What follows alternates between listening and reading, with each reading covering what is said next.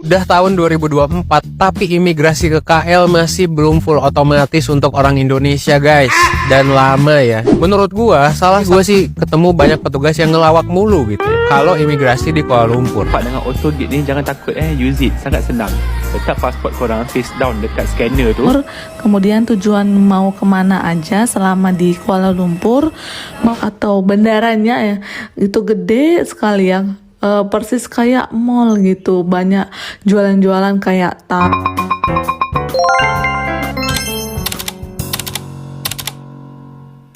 Oh hai, oh halo, hai teman-teman semuanya, apa kabar kalian? Jumpa lagi bersama Sari di channel ini. Sari doakan dimanapun kalian berada, tetap diberikan kesehatan, tetap semangat yang pastinya. Oke teman-teman, di video kali ini ya, Sari sebagai orang Indonesia yang sudah banyak kali lah ya pergi ke balik kampung Sari, datang ke Malaysia, balik lagi ke sana, ke sini, ke sana, ke sini melalui airportnya ya. Di video kali ini ada yang sesuatu yang Sari mau luruskan lagi, karena ada satu video ini katanya begini, udah tahun 2024 tapi imigrasi di Kuala Lumpur belum otomatis dan lama katanya gitu. Oke, di KL ya, seperti yang kita tahu sebelum kita tonton videonya ya, yang melancong ke Malaysia ini tuh kan ramai, bukan hanya melancong saja, bukan hanya jalan-jalan, maksudnya ya baik bekerja ya, bekerjalah paling banyak juga ya teman-teman. Oke, sebelum Sari membahas lebih lanjut lagi, tonton dulu videonya, nanti Sari akan jelaskan. Dan menurut pengalaman Sari lah ya, sudah banyak kali lah melalui imigrasi Malaysia. Seperti itu. Seperti apa videonya? So mari kita tonton terlebih dahulu. Cium. Udah tahun 2024, tapi imigrasi ke KL masih belum full otomatis untuk orang Indonesia, guys. Orang Indonesia ya. Menurut gua, salah satu imigrasi terburuk di ASEAN itu bukan Indonesia ya, tapi justru adalah pertama Manila. Nanti gue ceritain di video selanjutnya. Dan juga yang kedua adalah Kuala Lumpur. Waduh, males banget dah dua ini. Bisa 1-2 jam kalau lagi rush hour, baik untuk arrival maupun departure. Kalau lu terminal 1 nih terutama. Jadi buat lu yang mau ke Kuala Lumpur, lu jangan kaget. Tapi ada beberapa tipsnya. Adalah pertama, jadwal jangan mepet-mepet. Lu beli lounge atau apa, siapin 5-6 jam bahkan ya. Kalau lu transit misal ke Jepang kemana, karena lebih murah kan, siapin 2-4 jam. Bahkan gua 5-6 jam sih. Kecuali kalau berangkatnya malam, itu masih aman. Kedua adalah ya? isi MDEC buat arrival, buat kedatangan. Memang ini nggak bakal dicek ya, barcode dan lain-lain, tapi harusnya bakal kelihatan di komputer abang-abangan imigrasinya ya. Yang ketiga adalah paspor, boarding pass, dan jawaban pertanyaan harus dah lu siapin biar nanti nggak ribet. Jangan lupa juga lu check-in online dari sehari sebelumnya kalau lu ada transit, biar lu gak ketinggalan pesawat. Karena temen gue pernah pengalaman ketinggalan pesawat karena tidak check-in online. Kalau udah dilakuin semua, udah santai aja, nggak usah kelihatan gugup. Kadang emang ya ada yang strict, tapi seringkali gue sih ketemu banyak petugas yang ngelawak mulu gitu ya, kalau imigrasi di Kuala Lumpur. Ya. Ada yang punya tips lain gak nih buat imigrasi baik ke Kuala Lumpur maupun di negara ASEAN lain? Ya teman-teman, mari kita bahas. Udah tahun 2024 tapi imigrasi di Kuala Lumpur belum otomatis dan lama untuk orang Indonesia ya, untuk paspor Indonesia. Nah, mari Sari jelaskan. Tadi dikatakannya belum otomatis ya. Nah, sebenarnya kalau untuk di airport itu sudah ada auto gate ya, tapi belum tersedia untuk warga negara Indonesia ataupun pemegang paspor Indonesia. Autogate itu untuk paspor Malaysia dan beberapa negara lainnya ya, negara-negara terpilih sahaja. Nah, kira-kira kenapa itu ya? Apakah ranking paspor yang kita bicarakan selama ini itu mempengaruhi ya? Kita diwajibkan untuk ke kantor imigrasi. Begitu teman-teman tahu bahwa Malaysia yaitu Kuala Lumpur juga adalah paling ramai pelancong asing datang. Nah, bukan hanya pelancong ya, dan juga pekerja juga mau datang ke sini. Nah, terutamanya kita orang Indonesia. Terkadang immigration Malaysia itu tak sembarangan ya mencop paspor kita. Dia akan menanyakan. Sari pernah tengok ya, satu orang Indonesia waktu ketika kita beratur, abang itu maju dan ditanyakan banyak ya teman-teman, lama juga mungkin untuk memastikan lah ya apa tujuannya datang ke Malaysia, di mana tinggal ya. mau ada juga terkadang immigration itu mau meminta uang tunjuk. Macam berapa ribu gitu ya, bertujuan supaya kalian itu memang betul-betul datang tujuannya itu melancong, mau menghabiskan uang jalan-jalan shopping gitu ya, bukan ada alasan yang lain-lainnya.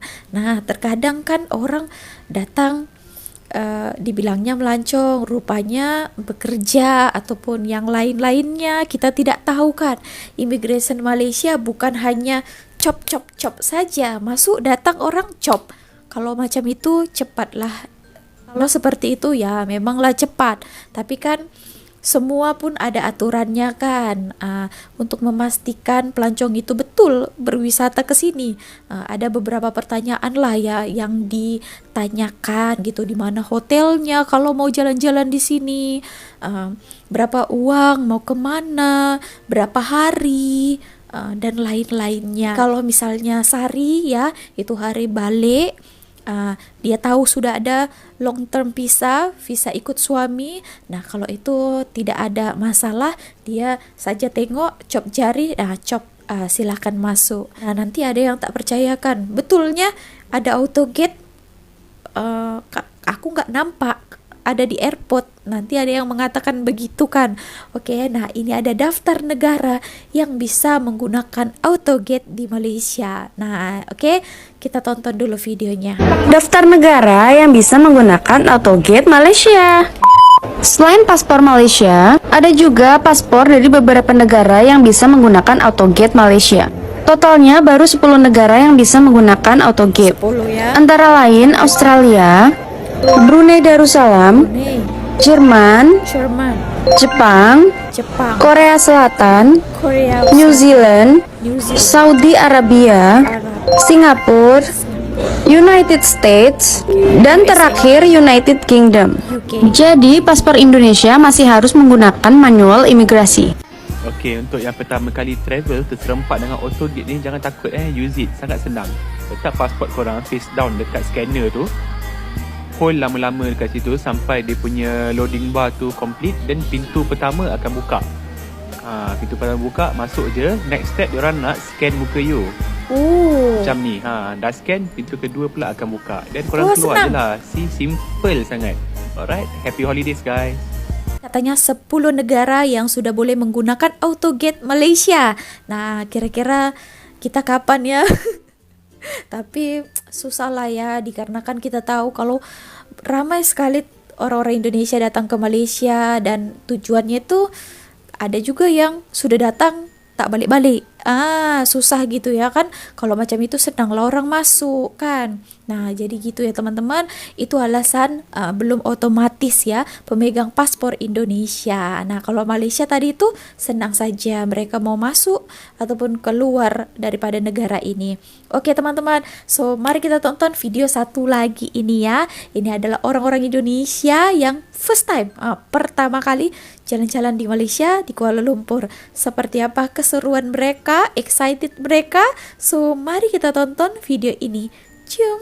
Edisi jalan-jalan ke Malaysia bersama keluarga. Oh, satu family ya. Perjalanan awal kami dari rumah itu kami naik Grab car dan bayar itu sekitar 200.000 lewat jalan tol. Kalian juga bisa naik bus Damri atau kereta api dari depan Merdeka Walk sampai ke Bandara Kuala Namu. Jadi itu pilihan kalian mau naik Grab car, bus Damri atau kereta api. Nah, sesampai di bandara itu kami sekitar jam 12 siang. Di Medan kami ini ya, masuk, dari Medan. kemudian kami X-ray dulu tas dan barang-barang bawaan kami. Dan setelah itu kita persiapkan juga paspor dan KTP saat check-in. Guys, kita makan dulu ya, karena biar tidak lapar nanti selama perjalanan. Wow. Dan ini mamaku yang masak.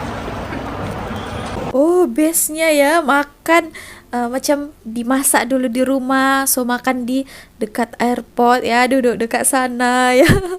Oke, mantap juga ya. Sebelum nanti pergi-pergi, isi perut dulu baru semangat, betul tak? Teman-teman, sekedar informasi, Kalau untuk kepergian ke luar negeri itu mungkin prosesnya sedikit panjang karena butuh informasi yang valid yang bisa kita berikan kepada petugas. Sekedar informasi teman-teman, kita nggak boleh bawa botol air kemasan ke dalam pesawat. Atau kalau kita bawa tumbler air, itu tumblernya dalam keadaan kosong gitu ya. Setibanya di pintu imigrasi, kita dimintai paspor dan KTP serta pertanyaan banyak hal. Misalnya pekerjaan kita apa, umur, kemudian tujuan mau kemana aja selama di Kuala Lumpur, mau ngapain di sana, kemudian sama siapa ke sana, terus udah berapa kali ke sana, dan sampai kapan di sana. Jadi nanti kita diminta juga tiket kepulangan ke Indonesia. Jadi teman-teman siapin juga tiket pulang ke Indonesia ya, supaya nanti kita lolos dari petugas imigrasi. Kan imigrasi di Malaysia saja ya banyak pertanyaan. Nah, dengar abang itu tadi kan, di Indonesia pun, keluar negara pun kita akan ditanya juga tujuan ngapain kan. Mesti ya betul, salah satu yang paling pentingnya harus ada tiket pulang dan perginya juga, apa tujuannya. Di negara kita sendiri pun ditanya juga ya. Kan malu juga kan kalau bermasalah nanti ke negara orang, lebih bagus di negara sendiri dulu diinterogasi. Kalau macam sudah lengkap, imigrasi juga meloloskan, nah jadi agak lebih mudah nanti kalau di imigrasi negara lainnya. Nah intinya jawablah dengan pintar, jujur, dan bijaksana sehingga kalian juga bisa jalan-jalannya menyenangkan dan gak ada masalah ketika diperiksa petugas imigrasi. Jadi kita tepat waktu untuk naik ke pesawat gitu ya. Jadi pengalaman aku ini adalah pengalaman yang pertama kali ke Kuala Lumpur atau keluar negeri, karena selama ini mungkin jalan-jalannya di dalam kota. Jadi untuk kepergian ke luar negeri ini memang prosesnya sedikit panjang.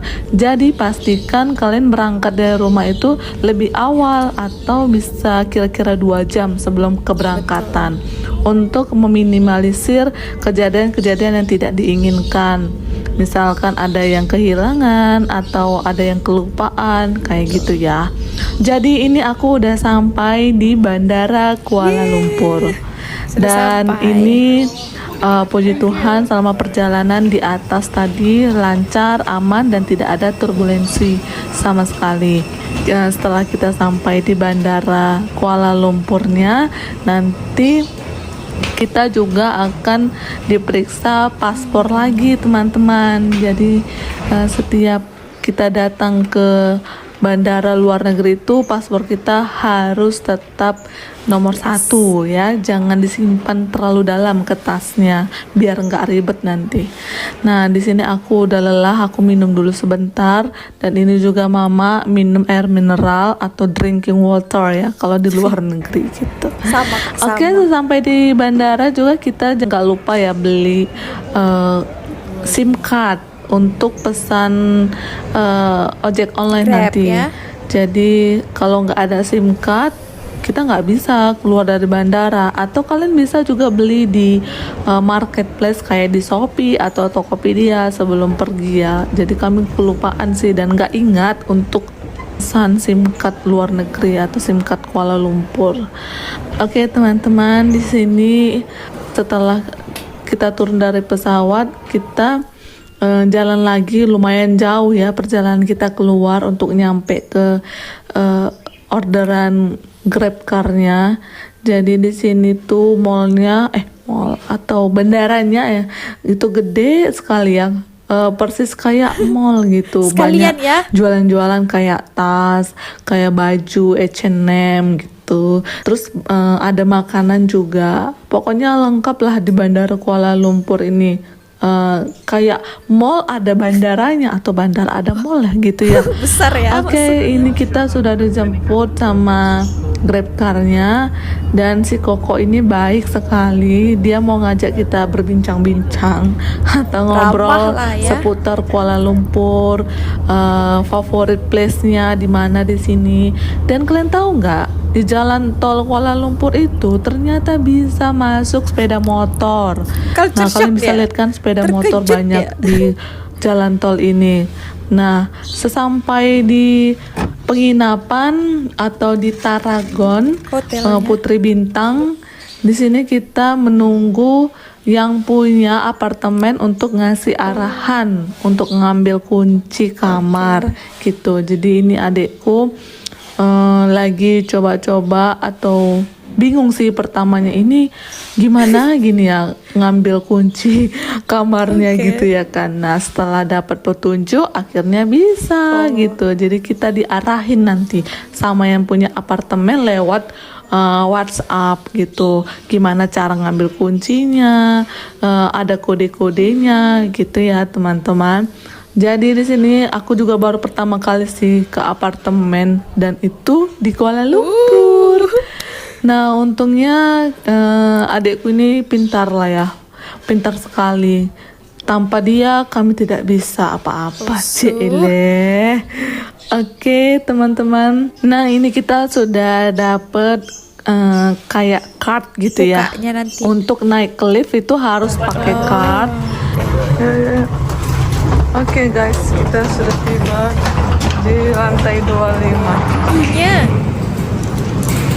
Nah, ini dia di dalam apartemennya.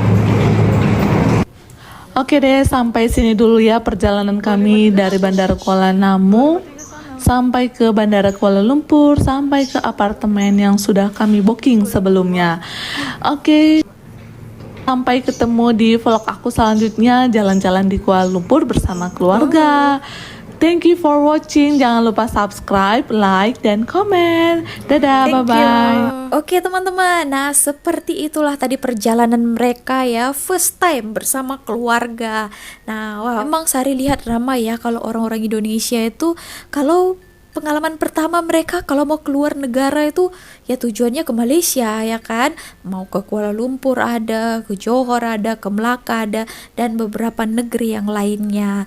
Nah seperti itu teman-teman ya, banyak faktor ya, dikarenakan juga mungkin biaya untuk jalan-jalan itu murah ya, cukup terjangkau maksudnya, bahasa juga tak diharuskan kita tahu bahasa Inggris. Contohnya misalnya kalau kita mau pergi ke Singapura ya, nah kalau harus tahu juga lah ya basic-basic bahasa Inggrisnya.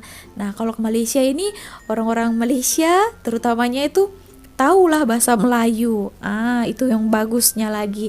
Dan makanan juga ya banyak di sini pilihan, tetap makan nasi juga, ada sambal-sambalnya ya, pedas-pedasnya juga. Kalau orang Indonesia ya gitu seleranya ya teman-teman. Nah, masih banyak faktor yang lainnya. Oke teman-teman, so segitu aja video kali ini. Bagaimana tanggapan kalian tentang yang tadi video awal-awal itu? Nah, kalau ada komentar lain, kalian boleh sharing komen di ruang komen dekat bawah. See you on my next video. Misari, bye.